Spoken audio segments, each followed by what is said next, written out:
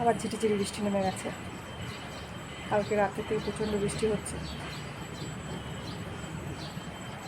Good morning সবাইকে, welcome back to my channel. আশা করছি তোমরা সবাই ভালো আছো, আমিও বেশ ভালোই আছি। সকালে কাজকর্ম সবটাই হয়ে গেছে। কর্তামশাই গেল অফিসে, মোমো গেছে স্কুলে।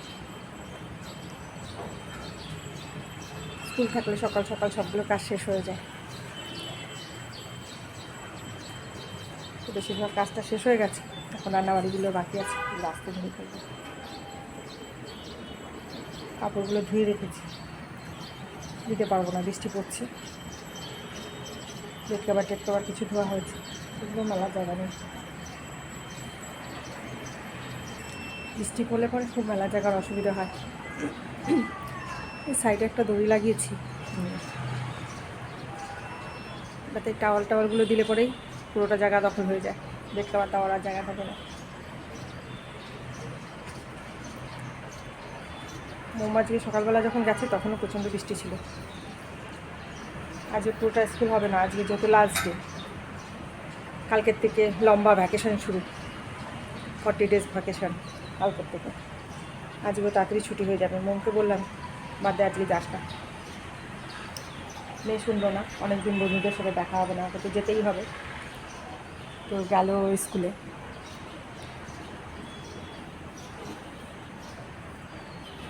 আজকে আমার মনটা খুবই ভালো, খুব আনন্দ হচ্ছে ভেতরে ভেতরে মনে। তোমাদের বলছি কি কারণে আনন্দ হচ্ছে। অনেক দিন যাবতীয় ছুটি বন্ধ ওদের ইলেকশনের জন্য, তো ঘরে যাওয়ার সময় এটা। আর এখন না গেলে আর যেতে পারবো না, এবছর বোর্ডের এক্সাম, পরে আর যাওয়া হবে না এখন যদি না যাই ভ্যাকেশনে।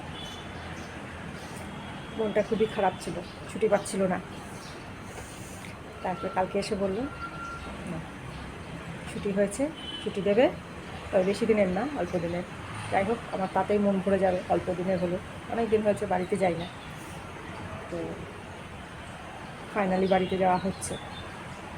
সবার সাথে দেখা সাক্ষাৎ হয় ওই বাড়িতে গেলি। তো এই আনন্দটা আর ধরে রাখতে পারছি না, তোমাদের সাথে শেয়ার করলাম আনন্দটা। তো আজকে রাত্রে দেখা হবে, কোন ট্রেনে যাব, টিকিট কোথায় আছে না আছে, টিকিট আদতে পাওয়া যাচ্ছে কি না। এখন ভ্যাকেশনের সময় টিকিট পাওয়াটা খুবই চাপ হয়ে যায়, তবু আজকে চেক করা হবে, সেই জন্য খুবই ভালো লাগছে। এখন রোজ কাজ শুরু করবো আস্তে ধীরে। অনেকদিন যাই না গো বাড়িতে, সেই গেল বছর গেছিলাম। আর আগের স্কুলটাতে কী ছিল, মোমের মার্চে পরীক্ষা টরীক্ষা শেষ হয়ে মার্চের লাস্ট অবধি রেজাল্ট দিয়ে দিত। তারপরে মার্চের লাস্ট উইক নাহলে এপ্রিলের ফার্স্ট উইক নাগাদ আমরা ঘরে যেতাম। ওই সময় ওয়েদারটাও বেশ ভালো থাকতো, এতটা গরম থাকতো না। এই বছর তো অন্য স্কুলে নিয়ে আসাতে কী হয়েছে, এখন এই ছুটিটা এই সময়টা পড়ে মে জুন মাসে। তো মে জুন মাসে তো প্রচণ্ড গরম হবে। এই গরমে জানি না কতদূর গরম সহ্য করতে পারবো, কেননা এইদিকে থেকে থেকে না গরমটা এত তো সহ্য হয় না। তবু যাব, সেই আনন্দে মনে হচ্ছে গরমটাও সহ্য করে নিতে পারবো। যাওয়া দিয়ে কথাটা, অনেক দিন বাড়িতে যাই না। তো যাই হোক, ফাইনালি যাওয়া হচ্ছে বাড়িতে। আজকে মাকে খবরটা দেবো, খুশির খবরটা, যে ঘরে যাওয়া হচ্ছে। মা খুব অপেক্ষায় থাকে, কেননা আমার বাকি বোনরা যারা, দিদি বা বোন যারা আছে, তারা তো কাছেই থাকে, তাদের সাথে মার মাঝে মাঝেই দেখা হয়, বা তারাও যায়, মাও আসে। আমি খুবই দূরে থাকি,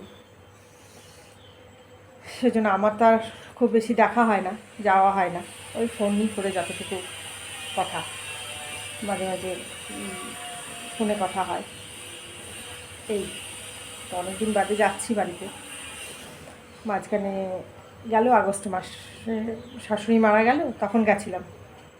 তখন যাওয়াতে কী হয়েছে, ওই শ্বশুরবাড়িতেই ছিলাম।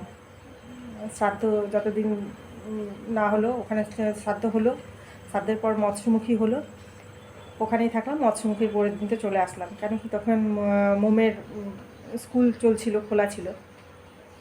আমরা তো এমার্জেন্সি যেতে হলো আমাদের।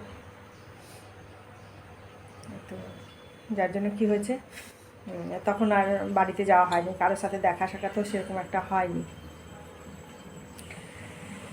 তো এখন যাচ্ছি, যার জন্য মানে খুবই ভালো লাগতেছে, অনেকদিন বাদে যাচ্ছি বাড়িতে। খুশিটা তোমাদের সাথেও শেয়ার করলাম, ভেতরে চেপে রাখতে পারছি না। তো যাই হোক, যেহেতু মোমের আজকে স্কুল ছিল, তো স্কুল থাকলে খুবই সকালে উঠতে হয়, কারণ ওকে ব্রেকফাস্ট করে দেওয়া, টিফিন তৈরি করে দেওয়া, আর ওর বাসটাও আসে খুব সকালে, 7:10 নাগাদ বাস চলে আসে। তো তার আগেই ওকে সব কিছু করে রেডি করে দিতে হয় আর কি, খুব তাড়াতাড়ি উঠতে হয়। তো তাড়াতাড়ি উঠলে কী হয়, আমার কাজগুলো সকাল সকাল শেষ হয়ে যায়। ওই বাসি কাজ যেগুলো বলো আর কি, ঘর ঝাড়ু, ঘর পোছা করা, ঘর পরিষ্কার করা, এগুলো কাজ আগেই হয়ে যায়। তো তখন তাড়াহুড়া থাকে ঠিকই, তবে কাজগুলো হয়ে যায়, তো পরের দিকে অনেকটাই সময় মানে হাতে থাকে আর কি, ফ্রি থাকি পরের দিকটা। এখন যেমন ফ্রি আছি বলতে হয়, আস্তে ধীরে রান্নাটা করব। তারপরে তো কর্তামশাইয়ের আসতে অনেকটাই দেরি আছে, ও আসবে এই 1:45, 1:30টার পরেই আসে আর কি, 1:45, 2টা নাগাদ আসে। ততক্ষণে আমার রান্নাটা হয়ে যায়। খুব আগে করলেও কী হয়, খাবারগুলো ঠান্ডা হয়ে যায়। তা আজকে সকালবেলা কিছুটা রান্না হয়ে গেছিলো, করে নিলাম তাড়াতাড়ি সকাল সকাল। তারপরে স্নান দান করে পূজা দিয়ে দিলাম, ব্রেকফাস্ট করে ও অফিসে চলে গেল। আজকে তেমন একটা কিছু রান্না নেই আর, ভাত করবো আর একটা তরকারি করবো, হয়ে যাবে।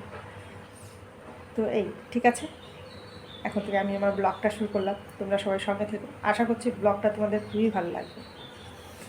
আর ঘরে যাব, অনেক কিছু গোছগাছের ব্যাপার আছে, মনে আনন্দ এতটাই যে আমার মনে হচ্ছে আমি এখনই গুছাতে শুরু করে দিই, এখনই গুছাতে শুরু করে দিই।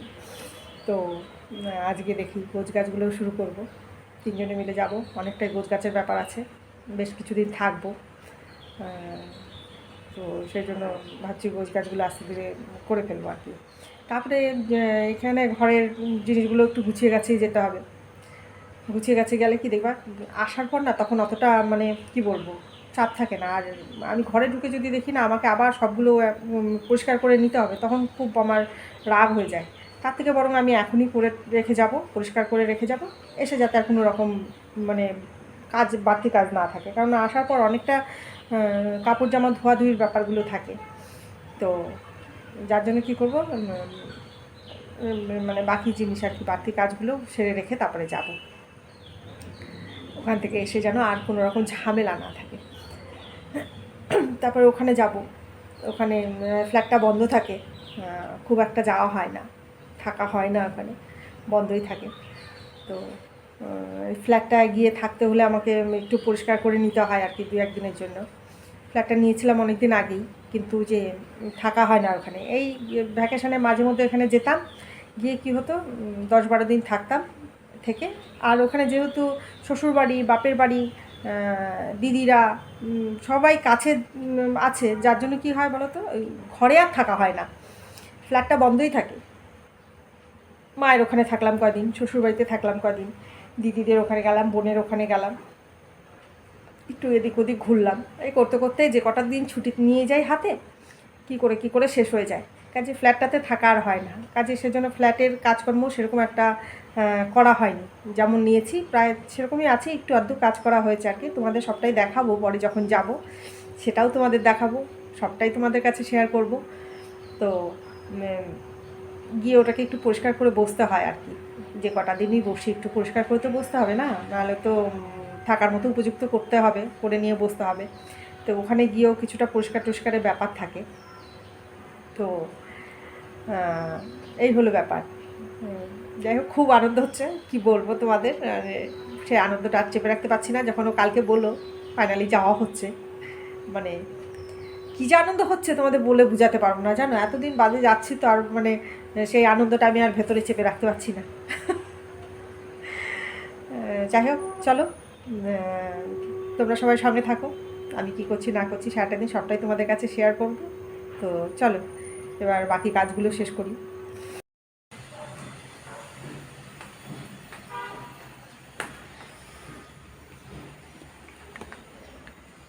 যে কাপড়গুলো সকালবেলা ধোয়া হয়েছে, এগুলো একবার ধোয়া হয়েছে, আরও কাপড় দেওয়া আছে মেশিনে। এই যে এগুলোকেও ড্রায়ারে দিয়ে রেখেছিলাম, এগুলো মেলতে হবে। অনেক কাপড় আজকে জমে গেছে।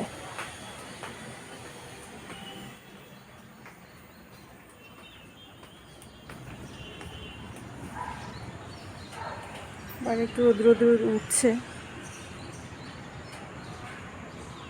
মনে হচ্ছে রোদ্র উঠবে।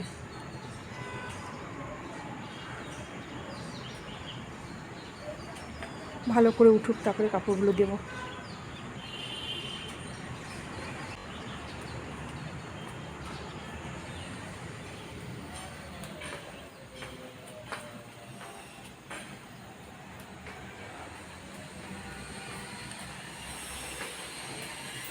রান্নাঘরে এগুলো রেডি করে রেখে গেছিলাম।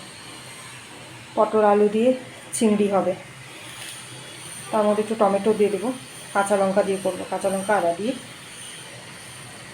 তো এখন রানবো না, রান্নাটা একটু পরে করবো। এখন ভাবলাম খানিকটা কাপড়টা বের করে দেখবো কী নেবো না নেবো, ওরা খানিকটা একটু গুছিয়ে রাখবো। তো ঠিক আছে, চলো সঙ্গে থাকো।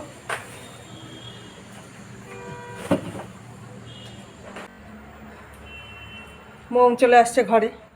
ও আসার পরে দেখো আর কতক্ষণ ধরে ওর অ্যাক্টিং চলতে থাকে। এই যে আয়নার সামনে বসে বসে ও কতক্ষণ অ্যাক্টিং করে। এই যে দেখো, দেখা মুখটা ছুপাচ্ছিস কেন? দেখা দেখা, কখন চলে আসছে স্কুল থেকে, এসে ওর এগুলো চলছে। একটা গুড নিউজ আছে মামা, আমাদের যাওয়া হচ্ছে তো। কেমন লাগলো খবরটা? ভালো।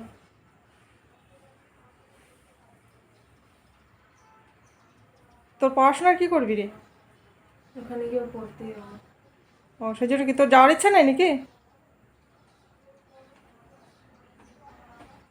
যাবি না? তুই থেকে যা না হয়। হ্যাঁ, যাবো যাবো। ও যাবি যাবি, আচ্ছা। আচ্ছা না, এই জুতাটা খুলে রেখে আসো। জুতা পরে কেন এখানটা বসে আছো? যা জুতাটা খুলে রেখে আসো, যাও ড্রেস খোলো। আর গরম বস্তাটা কি করে গায়ে দিয়ে আছে গো আমার মেয়েটাকে, দেখো।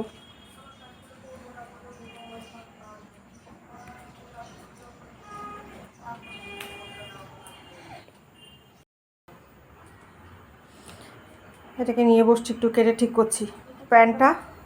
আর ওই যে বললাম পয়লা বৈশাখের কুর্তিটা, দুটাকে একটু কেটে ঠিক করব। 2টা বাজে, ও চলে আসছে অফিস থেকে, তা এখন খাবার দাবারগুলো দিয়ে দিব। এই তো এখানে ডাল করলাম সকালবেলা, আর এই যে একটু ভেন্ডি ভাজা করলাম, আর এই যে আলু পটলের ডালনা বলছিলাম, আলু পটল দিয়ে চিংড়ি মাছ করব বলছিলাম, এই যে এটা। আর এখানে ভাত আছে। এই তো আজকে দুপুরে রান্না হলো। তখন খাবার দাবারগুলো দিয়ে দেবো। ও লাঞ্চ ব্রেকে আসছে, খাওয়া দাওয়া করে আবার যাবে অফিসে। তো ঠিক আছে, আজকের ব্লগটা তবে এখানেই রাখছি। ভিডিওটা তোমাদের কেমন লাগলো অবশ্যই কমেন্টস করে জানাবে। যদি ভালো লাগে একটা লাইক দেবে। আবার দেখা হচ্ছে নতুন আরেকটা ব্লগে। ততক্ষণ তোমরা সবাই সুস্থ থেকো, ভালো থেকো, আর নিজেদের যত্ন নিও। তবে আজকের মতো টাটা।